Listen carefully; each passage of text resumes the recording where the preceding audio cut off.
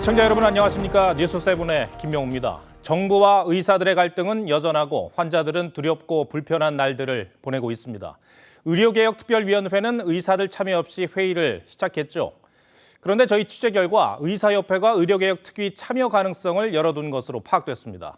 다만 특위 내 의사 몫을 늘려야 한다는 조건을 내걸었습니다.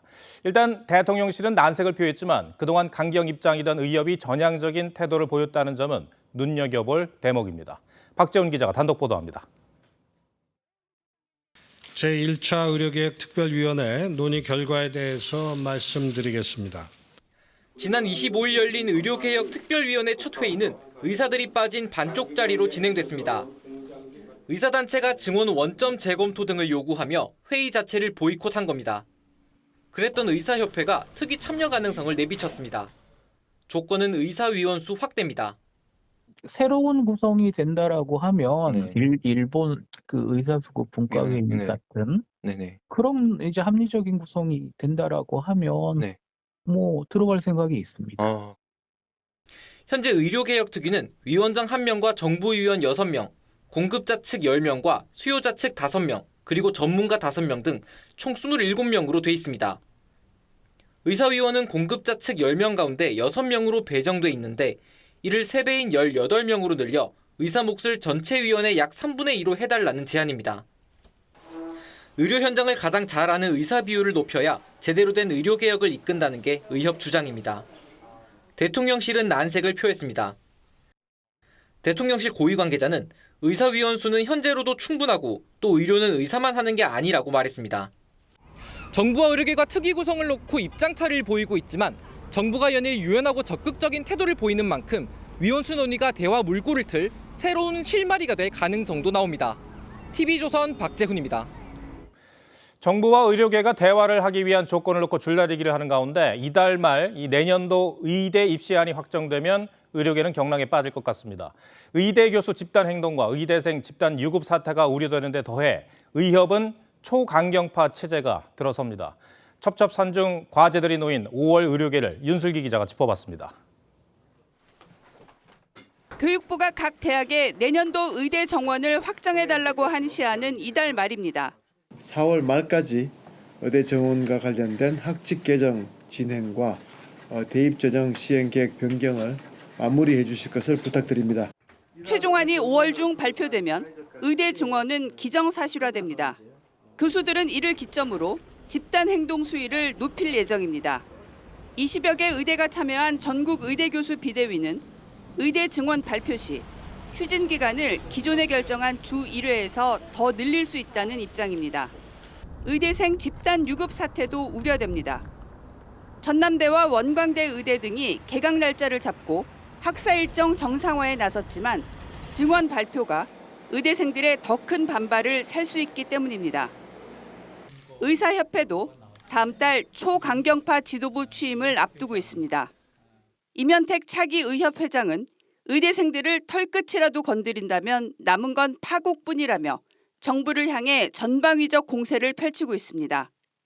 하지만 전임의들의 병원 복귀 비율이 2달 만에 20%포인트 이상 늘어 의료 공백 사태가 최악으로 치닫진 않을 거란 관측도 나옵니다. TV조선 윤슬기입니다.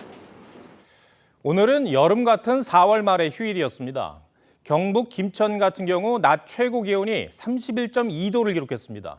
전국 대부분이 평년보다 5도 높았습니다. 날도 좋아서 많은 분들이 해변가와 행사장을 찾았습니다. 하동원 기자가 여름 같은 봄 풍경을 담아왔습니다. 수상스키가 호수에 S자 물결을 그립니다. 외발로 물살을 가르는 묘기도 뽐냅니다. 시원한 바람을 맞으며 이른 더위를 식힙니다. 지금 날씨가 많이 더워서 물 위에서 시원한 스포츠이기 때문에 더위를 좀 잊을 수 있고 학생들이 바다에 뛰어들어 물장구를 칩니다. 백사장에선 모래성을 쌓아 올립니다. 여름은 아니어도 되게 시원하게 놀 수 있어서 좋았습니다. 그리고 물속이 시원해가지고 되게 재밌었어요. 때이른 초여름 날씨 속에 이곳 해운대 해수욕장은 벌써부터 나들이 객들로 북적였습니다. 내리쬐는 햇볕과 강한 자외선을 막기 위해 모자나 양산도 챙깁니다. 바람이 좀 시원해서 기분이 좋네요. 일단 나올 때 선크림을 좀 많이 바르고 나오긴 한 것 같아요. 알록달록한 봄꽃이 활짝 피었습니다. 관람객들은 200종이 넘는 꽃을 카메라에 담으며 휴일을 즐깁니다. 사람들도 많고 꽃들도 너무 예뻐서 가족들이랑 즐거운 시간 보낼 수 있을 것 같아요. 날씨가 너무 좋으니까 꽃들도 되게 생기가 돋고. 오늘 낮 기온은 경북 김천이 31.2도로 가장 높았고 대부분 지역이 평년보다 5도가량 더운 날씨를 기록했습니다. TV조선 하동훈입니다. 내일은 한낮 기온이 오늘보다 더 오른다고 합니다. 체감에서 아시겠지만 일교차가 무척 큽니다. 아침 저녁으로는 기온이 크게 떨어져 낮과는 확연히 다른데 건강 더욱 유의하셔야 합니다. 일산 호수공원에 나가 있는 취재기자 연결하겠습니다. 자, 정은아 기자, 지금은 기온이 많이 떨어졌습니까? 네, 해가 지고 기온이 급격히 떨어지면서 지금은 좀 서늘한 느낌입니다.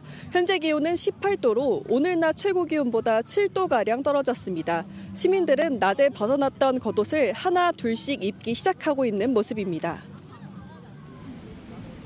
내일도 이동성 고기압의 영향으로 하루 종일 하늘이 맑고 기온도 오늘보다 더 오르겠습니다. 내일 낮 최고 기온은 서울 29도, 대구 30도, 대전 29도, 광주 28도로 전국 대부분 지역이 30도에 육박하겠습니다. 반면 최저 기온은 서울 14도, 대구 14도, 대전 10도, 광주 14도로 아침과 한낮 기온이 지역에 따라 최대 20도까지 차이가 날 전망입니다. 큰 일교차로 면역력이 떨어질 수 있습니다. 외출 시 겉옷도 꼭 챙기는 게 좋겠습니다. 햇볕에 의해서 이제 지표가 달구어지는 현상이 크게 다르게 되고, 밤이 되면은 반대로 낮 동안 받았던 열을 지표면이 대기 중으로 뿜어내는, 그게 맑으면 맑을수록 되게 잘 열이 방출이 돼요. 또 햇볕이 강하게 내리쬐면서 자외선 지수가 매우 높은 단계까지 오를 수 있어 나들이 갈 때 모자나 선크림 등을 구비해 주시는 게 좋겠습니다. 일산 호수공원에서 TV조선 정은아입니다. 다소 덥긴 해도 날씨가 좋다 보니 이 외국인 관광객의 발길도 늘고 있습니다. 특히 이번 주말부터 일본의 연휴 기간인 골든 위크가 시작됐고 다음 주는 중국의 노동절 연휴입니다. 황금 연휴를 맞은 일본과 중국 관광객들이 우리나라를 많이 찾고 있습니다. 이광희 기자가 현장에 다녀왔습니다. 공항 입국장을 빠져나오는 일본 관광객들의 표정이 밝습니다. 세븐틴의 라이브에 来ました. 기록적인 N저로 해외여행 비용이 부담스러운 만큼 가까운 한국을 더 찾게 됩니다. 韓国は日本でもずっと人気の観光地だし、近いので円安であっても来たい人は多いと思います. 일본은 4월 말부터 5월 초까지 공휴일이 몰려있는 이른바 골든 위크가 이어집니다. 여성분들이 가장 많으신 것 같고 20, 30대 젊은 여성분들이 한두 분씩 친구분들이랑 같이 오시거나. 일본이 꼽은 골드위크 인기 여행지는 서울에 이어 대만 타이베이, 미국 하와이 호놀룰루 순이었습니다. 다음 달 1일부터 5일까지 이어지는 중국의 노동절 연휴를 앞두고 한국을 찾는 중국인 관광객도 늘고 있습니다. We can buy everything in Hongdae, and young people is so many. Yeah. 맛집 투어도 빼놓을 수 없는 관광 코스입니다. I think it's many people here, Chinese people here. So I think maybe we just choose before. K-팝, K-푸드가 건재한 만큼 한국을 찾는 외국 관광객들의 발길은 당분간 계속될 것으로 보입니다. TV조선 이광입니다. 네, 윤석열 대통령과 이재명 대표의 영수회담을 이틀 앞두고 대통령실과 민주당은 사전 준비에 한창입니다. 의제에 제한을 두지 않아 만남이 성사는 됐지만 한편으로는 그렇기 때문에 뚜렷한 결과물을 내기 어려울 거라는 전망도 나옵니다. 민주당에서는 빈손 회동에 대비해야 한다는 목소리도 나오는데 대응 방안이 무엇인지 장세희 기자가 취재했습니다. 더불어민주당은 25만 원 민생회복지원금과 해병대원 특검법 등 여러 의제를 제안했지만 사전 실무 협의 단계에선 접점을 찾지 못했습니다. 총선 민심이 반영된 의제들에 대해서 가감 없이 대통령께 전달하고 방안을 찾도록 할 예정입니다. 양쪽 모두 강조하는 민생 해결부터 방법론의 차이가 나는 데다 특검과 같은 쟁점 현안까지 연결돼 두 사람이 쉽게 합의점을 찾기 어려울 거란 전망도 나옵니다. 결과는 의제에 대한 그 구체적인 그 강론으로 들어가서 한다면 말씀드린 대로 여러 가지 제안이 많더라. 민주당 내부에선 빈손회담 우려가 나오기 시작했고 후속 대응 전략을 준비해야 한다는 목소리도 있습니다. 민주당 핵심 관계자는 우리가 제시한 의제는 총선에서 나타난 민심의 요구라며 이를 받아들이지 않는다면 그 책임은 오롯이 대통령에게 돌아갈 것이라고 했습니다.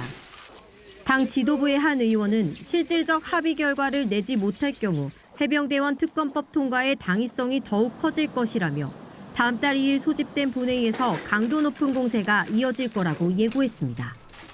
다만 윤 대통령과 이 대표가 민생지원금과 의료개혁과 같은 정책 부분에서 공감대를 형성하고 다음 만남까지 약속할 경우 극단적인 대치 전국이 어느 정도 해소될 거란 전망도 나옵니다. TV조선 장세희입니다. 박정희 정권 시절부터 시작된 영수회담은 그동안 25차례 넘게 이뤄졌지만 대부분 입장차만 확인한 채 빈손으로 끝나곤 했습니다. 하지만 그 어떤 정치 이벤트보다 의미가 큰 만남이라 정치사의 굵직한 변곡점으로 이어진 사례도 적지 않습니다. 역대 영수회담이 정계구도를 어떻게 바꿨는지 윤동빈 기자가 알아봤습니다. 영수회담은 통상 대통령이 정치적 난국을 풀기 위한 목적으로 열렸습니다. 1987년 6월 항쟁 이후 청와대를 찾은 김영삼 통일민주당 총재는 직선제 개헌을 요구했고 전두환 대통령은 구체적 답변을 피했지만 전두환 대통령은 김 총재가 개헌 문제 정치력을 발휘해서 국회에서 합의 개헌을 이룩해 민주주의의 좋은 작품을 만들어주기 바란다고 말했습니다. 불과 일주일 뒤 개헌 요구를 받아들이며 오늘날의 대통령 직선제가 정착됐습니다. 새로운 헌법에 따라서 제13대 대통령 선거를 실시하고 노태우 대통령이 김대중, 김종필 두 야당 총재와 연쇄회담을 한 뒤엔 3당 합당으로 민주자유당이 출범해 보수 정당의 뿌리가 됐습니다. 김영삼 대통령과 이기택 민주당 대표는 방북을 논의하다 서로 반말 논란이 불거지기도 했고 김대중 대통령은 여소야대 국면에서 이회창 한나라당 총재와 7차례 만났지만 이 총재 측에서는 7번 만나 7번 배신당했다는 7회 7배라는 말이 나왔을 정도로 뒤끝이 좋지 않았습니다. 민심도 춥고 경제도 춥고 오늘 좀 추운 목소리 좀 들릴지 않을 수 없습니다. 다만 두 사람의 의약 분업 합의는 영수회담의 성공적인 결과물로 꼽힙니다. 노무현 대통령은 박근혜 한나라당 대표에게 대연정을 제안했지만 거절당했고 박근혜 대통령은 양자 영수회담을 한 차례도 하지 않았습니다. TV조선 윤동빈입니다. 네, 국민의힘에선 원외 움직임이 심상치가 않습니다. 차기 원내대표의 친윤과 영남권 의원들이 주로 거론되자 총선 낙선자들이 뭉치면서 본격 세력화에 나서는 모습입니다. 원외 대표를 뽑아야 한다는 주장까지 나오는데 혼란에 키울 거란 반발도 만만치 않습니다. 정민진 기자입니다. 지난 19일 국민의힘 낙선자들이 선거 9일 만에 한 곳에 모였습니다. 패인을 분석하고 수습 방안을 논의하는 자리였는데 정례적인 모임과 조직화에도 적극적인 모습이었습니다. 너무 이제 수도권에서 참패를 했기 때문에 원외 당협위원장과 지도부와의 이런 간담회랄지 이런 것이 정례화돼야 된다. 이들은 다음 달 17일부터 이틀 동안 광주에서 워크숍을 열어 당 혁신 방안을 논의하고 5.18 행사에도 참석할 계획입니다. 낙선자 모임을 당원 당규에 규정된 협의회로 공식화한다는 구상도 거론되는데 협의회장은 사실상 원외대표라는 말도 나옵니다. 임원진도 정식으로 선임을 할 예정이고요. 발전 방안들을 논의하고 적극적으로 당 지도부에게 건의할 예정입니다. 3040 낙선자 모임인 천목회는 비대위에도 참여해 전당대회 룰 개정에 목소리를 내겠다는 입장입니다. 당원들만의 잔치로 이렇게 전당대회를 치르게 될 경우 어떤 변화의 의지나 혁신의 의지가 있을 거라고 생각하지 못할 것 같습니다. 낙선자들의 세력화 움직임에 당내에서 낙선자들도 지역과 이익에 따라 계파가 나눠질 수 있어 혼란만 가중될 것이라는 우려도 나옵니다. 다만 수도권과 천년층 낙선자를 중심으로 당의 체질 개선이 어느 정도 이뤄진다면 차기 당권 구도에서 원외 조직 움직임이 변수로 작용할 수 있습니다. TV조선 정민진입니다. 고 최상병 사망 사건 외압 의혹의 핵심 피의자인 유재은 국방부 법무관리관이 공수처에 소환돼 14시간 동안 조사를 받았습니다. 부당한 외압은 없었다는 입장을 고수한 것으로 알려졌는데 앞으로 이종섭 전 장관 등 윗선에 대한 수사로 이어질 전망입니다. 한지은 기자입니다. 유재은 국방부 법무관리관이 공수처 건물을 빠져나옵니다. 조사를 받기 위해 어제 오전 청사에 들어선 지 14시간 만입니다. 이런 혐의 부인하신 것 좀 말씀해 주세요. 더 이상 드릴 말씀이 없습니다. 유 관리관은 박정훈 전 해병대 수사단장에게 5차례 전화를 걸어 고 최상병 사고조사 결과 보고서를 경찰에 넘기지 말고 혐의자 등을 줄이라고 요구한 혐의 등을 받고 있습니다. 앞서 유 관리관은 국회에서 외압설을 일축했는데 어제 조사에서도 기존 입장을 반복한 것으로 전해졌습니다. 참모로서 그 부사법 해석에 대해서 말씀을 드린 거고요. 제가 지시권자가 아니기 때문에 그분한테 지시할 권한도 없고. 공수처는 기록 회수 당일 이시원 대통령실 공직기강 비서관과 통화한 정황도 확보했는데 유 관리관의 공수처 조사 답변에 따라 수사가 대통령실까지 확대될 가능성도 점쳐집니다. 현재 박경훈 전 국방부 조사본부장 직무대리와 일정을 조율 중인 공수처는 관련자 조사를 마치는 대로 앞서 약식 조사를 마친 이종섭 전 국방부 장관을 소환 조사할 방침입니다. TV조선 한지은입니다. 현직 검사가 음주운전을 하다가 사고를 냈습니다. 그런데 조사를 해보니 2주 전에도 음주운전 단속에 걸렸던 전력이 있었습니다. 공직 기강회의 지적을 안 할 수가 없겠죠. 대검은 감찰에 착수했습니다. 임서인 기자입니다. 이른 새벽 출동한 구급차 한 대가 도로에 멈춰섭니다. 30여 분 뒤 이번엔 견인차가 검은색 차량을 끌어갑니다. 그제 새벽 5시쯤 서울 양천구에서 음주운전 차량이 교통사고를 냈습니다. 운전자는 서울 남부지검 소속 김모 검사였습니다. 김 검사의 차량은 이 신호등을 들이받고 멈춰섰는데 차량에 긁힌 것으로 추정되는 흔적이 여전히 남아 있습니다. 사고 당시 김 검사의 혈중 알코올 농도는 면허 정지 수준이었던 것으로 파악됐습니다. 차 한 대가 여기 다가 있었고 경찰차가 2대 있었고 차가 얼마나 부서졌는지 자세히 못 보고 많이 좀 들어가 있는 정도? movement 이뿐만이 아니었습니다. 김 검사는 지난 13일에도 서울 영등포구에서 음주운전을 하다가 단속에 걸렸는데 당시 음주 측정을 거부한 혐의로 지금도 경찰 조사가 진행 중입니다. 불과 2주 사이에 2건의 음주운전 관련 혐의로 경찰에 입건된 겁니다.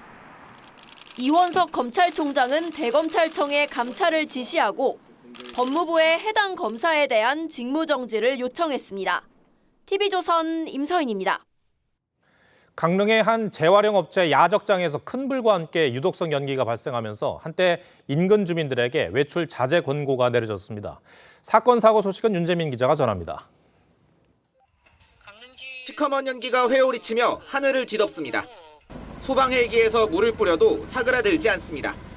오늘 오전 10시쯤 강릉의 한 재활용 업체 야적장에서 불이 났습니다. 유독한 연기가 발생하자 강릉시는 인근 주민들에게 외출 자제를 권고하는 문자를 발송했습니다.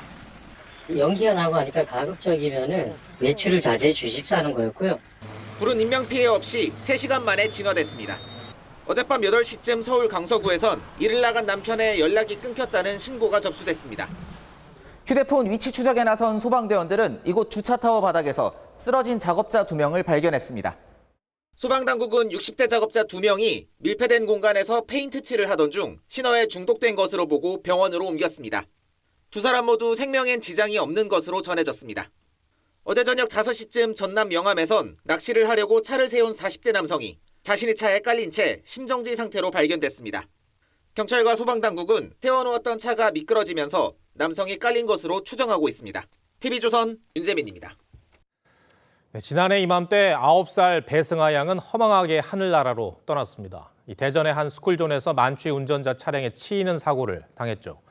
음주운전이 사고의 원인이라는 건 말할 필요가 없지만 방호 울타리라도 있었다면 이렇게 안타까운 사고를 막을 수도 있었습니다.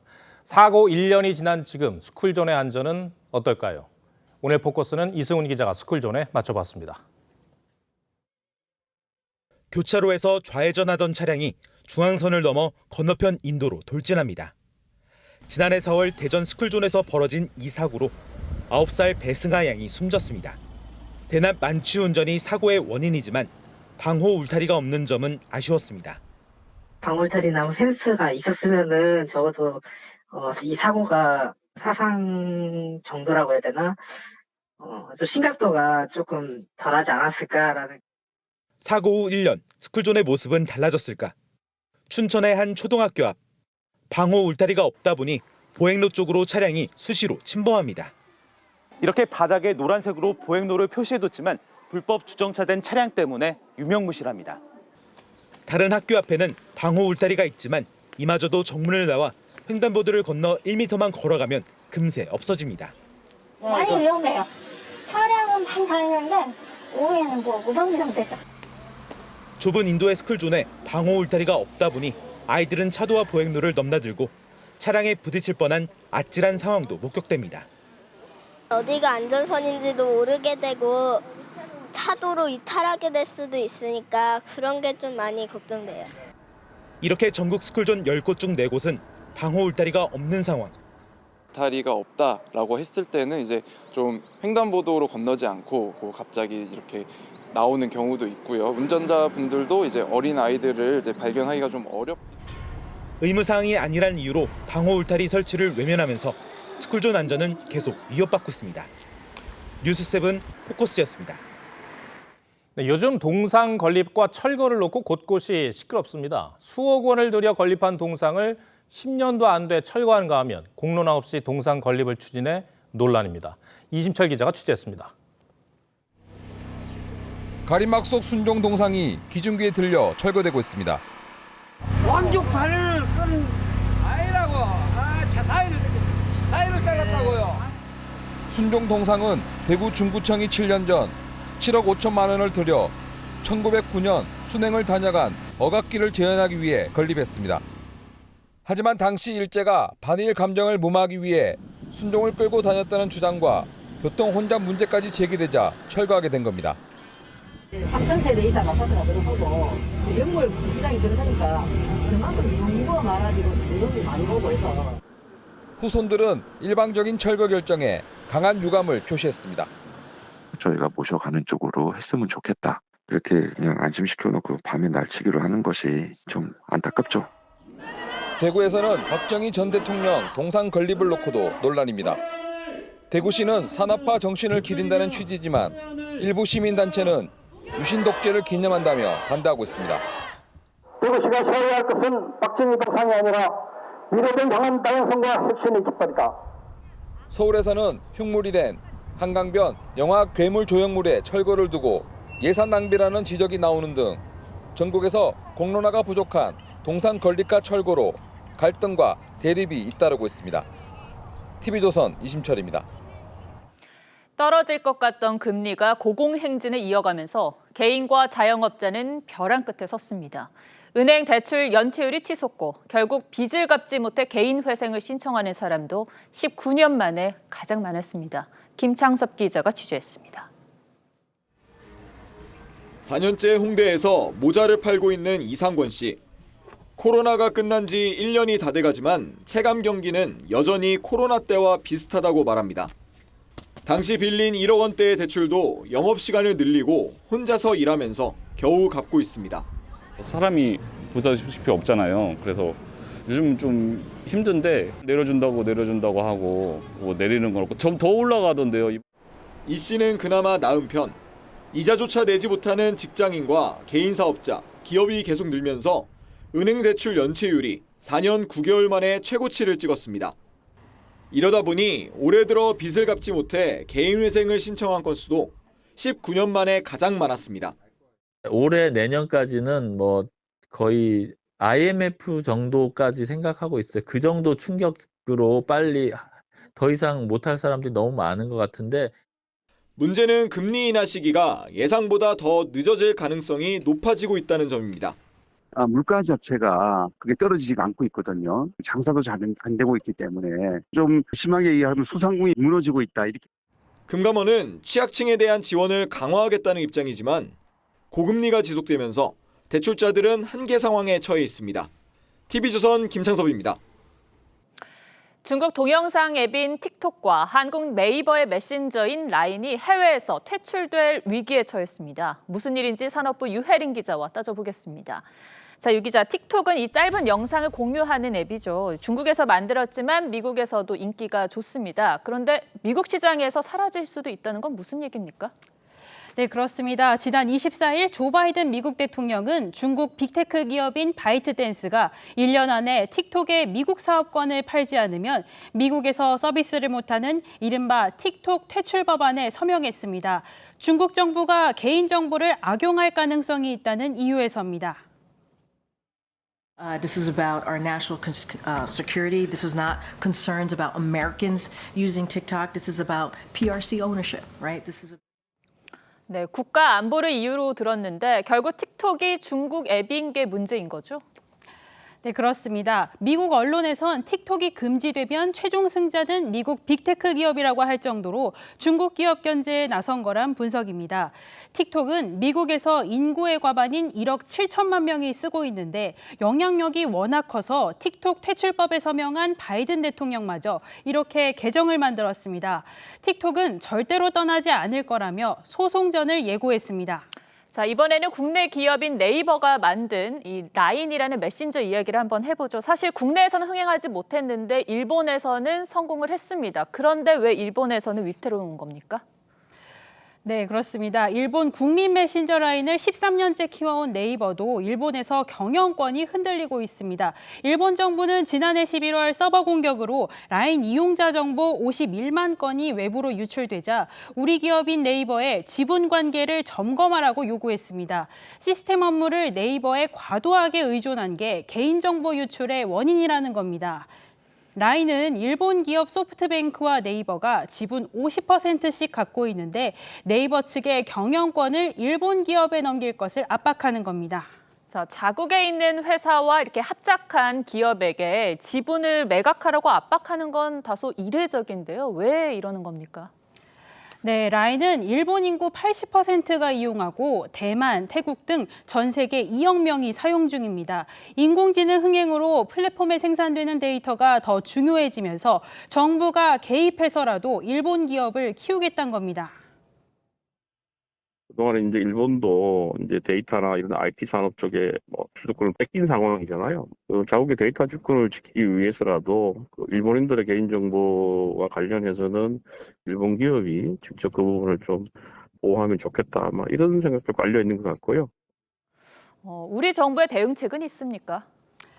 네, 현재 미국, 일본뿐 아니라 유럽연합도 자국 플랫폼 기업을 보호하는 법안을 내놓고 있습니다. 우리나라도 기업이 불이익을 당하지 않도록 외교적 대응과 더불어 적극적인 보호 장치를 마련해야 한다는 지적이 나옵니다. 네, 이번 일이 외교 갈등으로 혹시나 비화되지는 않을지 우려가 되는데 경제안보 전쟁에서 생존법을 고민해 봐야 할 것 같습니다. 유 기자 잘 들었습니다.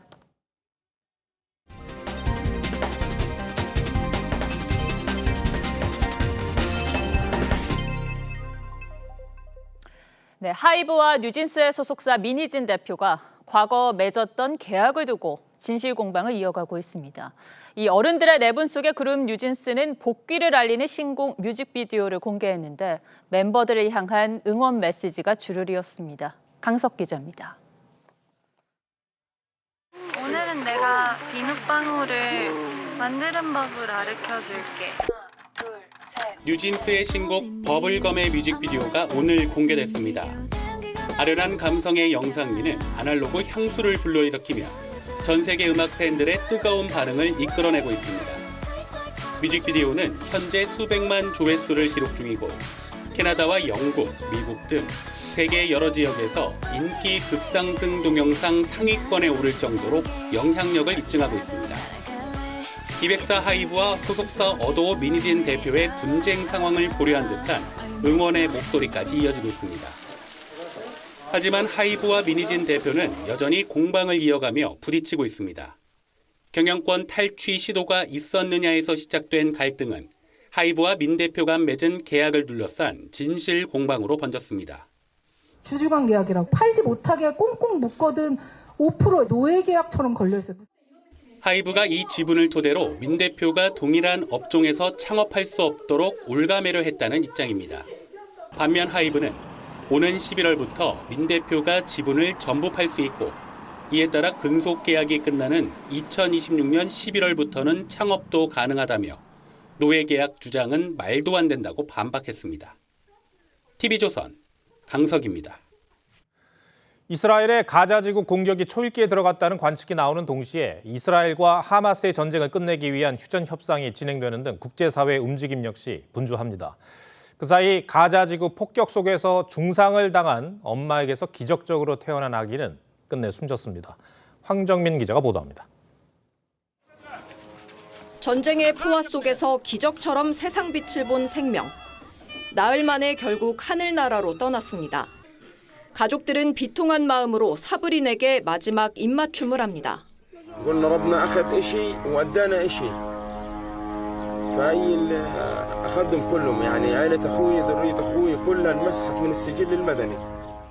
이스라엘군 공습이 격렬했던 지난 21일, 사브린은 중상을 입은 엄마 뱃속에서 응급 제왕절개 수술을 받고 1.4kg 미숙아로 태어났습니다. 수술 직후 숨진 엄마의 이름을 그대로 물려받았습니다. 야전병원 인큐베이터에서 치료를 받았지만 건강이 악화하면서 끝내 숨졌습니다. 이미 3만 4천여 명이 이렇게 목숨을 잃었는데 이스라엘군의 라파 지상군 투입이 임박하면서 주민들은 두렵기만 합니다. The fear in Rafah is undescribable, really. In this one safe place in Gaza, where they were told to flee. 양측 휴전을 중재하고 있는 이집트 대표단은 이스라엘에서 협상 타결을 위한 총력전을 벌이고 있습니다. 인질 석방 규모와 휴전 기간을 두고 이견이 여전한 것으로 전해졌습니다. 하마스는 이스라엘의 새 휴전안을 받아 검토 중이라고 밝혔습니다. TV조선 황정민입니다. 6년 전 오늘 이 남북 정상이 군사 분계선을 넘나들며 손을 맞잡았고 한반도 평화를 약속했습니다. 하지만 북한의 비핵화 의지를 믿었던 대가는 핵 미사일 개발로 돌아왔습니다. 문재인 전 대통령은 현 정부 2년 사이 상황이 악화됐다고 비판했고 국민의힘은 아직도 홀로 망상에 빠져 있느냐고 거칠게 반박했습니다. 차정승 기자 리포트 전해드리고 뉴스야 이어가겠습니다. 북한의 평창올림픽 참가를 계기로 대화 물꼬를 튼 남북은 2018년 4월 27일 판문점 선언으로 역사적 전환을 알렸습니다. 남북 정상이 나란히 도보다리를 걷는 장면은 세계적으로 주목받았습니다. 한반도에 더 이상 전쟁은 없을 것이며 동족이라는 것을 가슴 뭉클하게 절감하게. 하지만 이듬해 트럼프, 김정은의 하노이 노딜 이후 북한은 개성 연락사무소를 폭파했고 표류하던 서해 공무원에 무참히 총격을 가했습니다. 판문점 선언 이행을 위한 9.19 군사합의는 남북 군인이 조우하는 장면을 연출했지만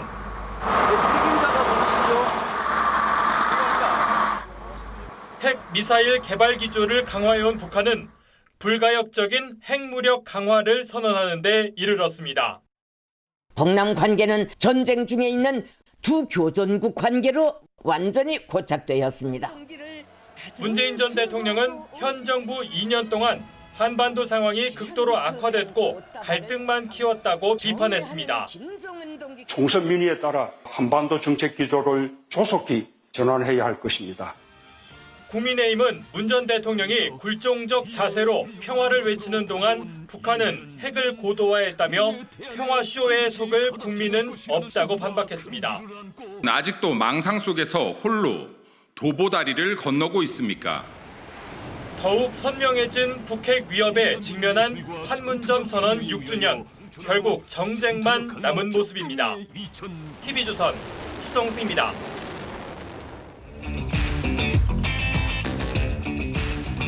뉴스야 시작합니다. 정치부 이채림 기자 나와 있습니다. 첫 번째 물음표 볼까요? 네, 첫 번째 물음표는 양보하면 이긴다입니다. 대통령과 제1야당 대표 회담 얘기인 것 같습니다. 대통령실하고 민주당이 그동안 의제를 놓고 한창 줄다리기를 하다가 어제 상황이 급반전됐죠? 그렇습니다. 어제 민주당 지도부 인사들도요, 회의장에 들어가서 이 대표의 발언을 듣고 알았다고 할 정도로 이 대표의 수용이 전격적이긴 했습니다.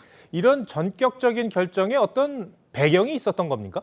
네, 뭐 여러 가지 이유가 있었겠지만요. 저희가 취재를 해보니까 좀 흥미로운 대목이 있어서 전해드리겠습니다.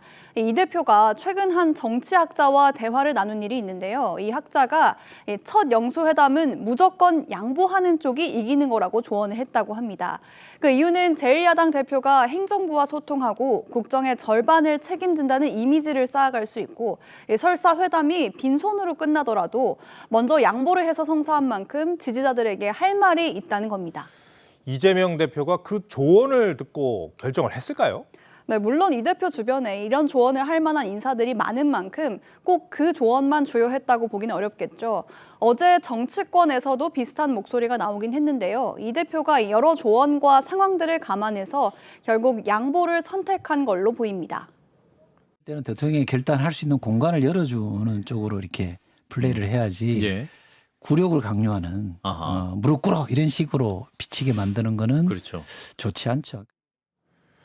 사실 민주당이 사전 의제 합의를 놓고 강하게 나올 때부터 회담에 이제 전략적인 접근을 하는 것 아니냐 이런 말도 있었잖아요. 맞습니다. 말씀하신 대로 뭐 정치권 내부 인사라든지 여러 기자들 사이에서는 민주당이 이렇게 사전 실무 협의에서 여러 의제를 던지고 제시하는 것 자체가 이런 통 큰 결단을 위한 레버리지, 그러니까 지렛대로 작용할 거란 이 전망이 나오기도 했습니다. 이 외교가에서도 이 정상회담을 위한 실무 접촉 때 이런 기싸움 전략이 많이 쓰인다고 합니다. 역대 대통령과 야당 대표의 회담이 그렇게 큰 성과를 내고 끝난 경우가 별로 없었고 또 이번에도 이렇게 빈손으로 끝날 수도 있다는 우려가 나오던데 어떻습니까? 네, 조금 전에 저희가 리포트에서도 전해드렸었는데요. 이 지금 현재 정치권의 지형과 현안들로만 봤을 때는 뭐 하나 제대로 합의문을 내놓기 어려운 상황이긴 합니다. 보통 보텀업, 그러니까 이 상향식인 회담의 경우에는 참모들이 먼저 의제를 대부분 조율해서 합의문도 거의 다 만들어 놓고 회담에 들어가는데 이번에는 톱다운 방식으로 얘기를 하다 보니까 이 두 사람이 만나서 직접 의제 하나하나 다 얘기를 해야 되는 상황입니다.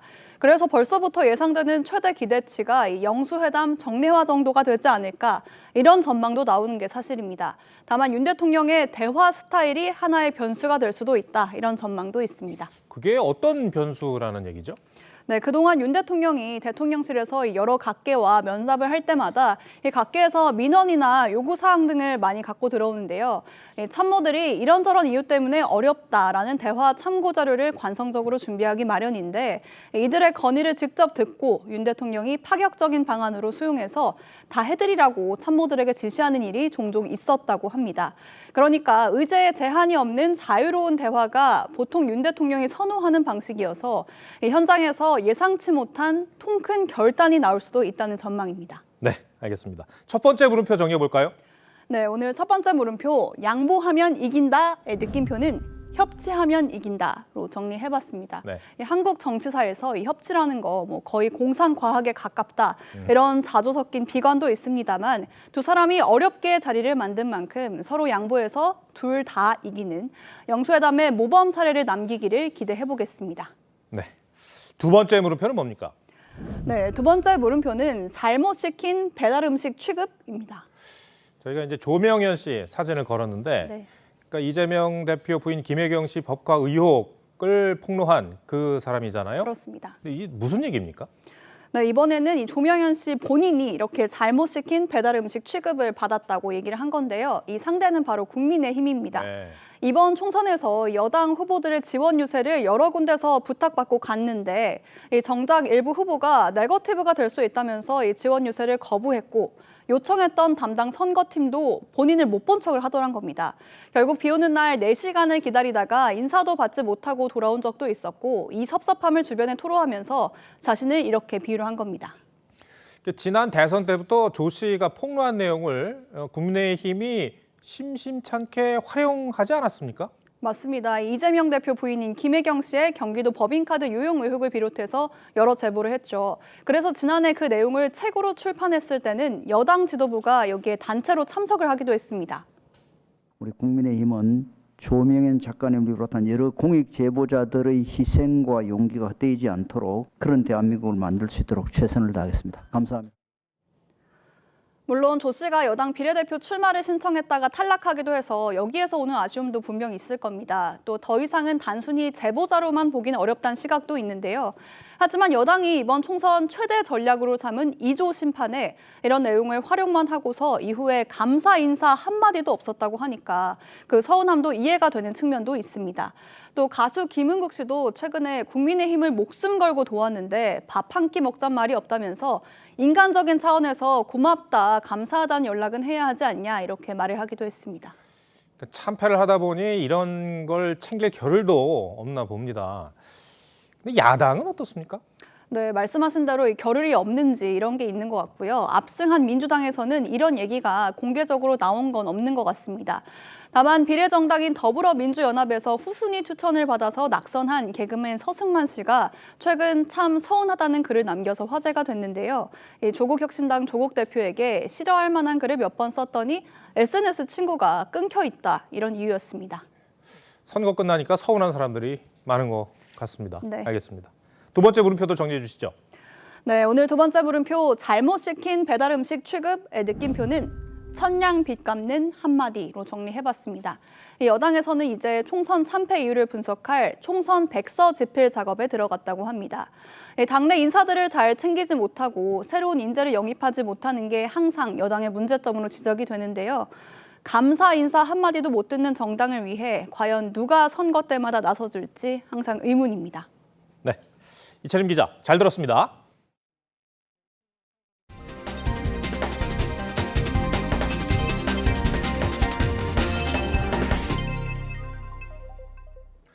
허웅 형제 간의 맞대결로 관심을 모으고 있는 프로농구 챔피언 결정전이 시작됐습니다. 오늘 1차전 경기에서는 개인적으로도 팀으로도 형이 웃었습니다. 김광 기자입니다. 치열하게 공방을 주고받은 두 팀. 전반은 41대 39 KT가 2점 앞선 채 끝났습니다. 하지만 휴식 이후 경기가 급격하게 기울었습니다. 허웅의 득점을 시작으로 KCC가 연속 8번의 공격을 성공합니다. 그 사이 KT의 공격은 번번이 실패했습니다. KCC가 15점을 넣는 동안 KT는 한 점도 득점하지 못했습니다. KT가 허운의 석점슛으로 추격을 시작했지만 수비수 위로 내리찍는 라거나의 덩크슛에 코트의 분위기를 KCC가 완전히 장악했습니다. 형 허웅은 동생 허운의 패스를 가로채 득점에 성공하는 이 장면으로 오늘 경기의 상징을 만들어냈습니다. 남은 4쿼터를 편안하게 보내고 90대 73으로 챔피언 결정전 1차전을 승리했습니다. 허웅, 송교창, 최준용, 라거나가 모두 두 자릿수 득점으로 팀 공격을 완성했습니다. 여기에 허웅이 스틸 4개, 라거나가 블로킹 3개로 끈끈한 수비력도 자랑했습니다. 정규리그를 5위로 마치고 플레이오프에서 4위 SK, 1위 DB를 차례로 꺾은 KCC는 슈퍼팀의 위용을 앞세워 사상 첫 5위 팀 우승이라는 금자탑을 도준하고 있습니다. 역대 챔피언 결정전에서 1차전 승리팀이 우승까지 도달한 경우는 26번 중 18번으로 69.2%입니다. TV조선 김관입니다.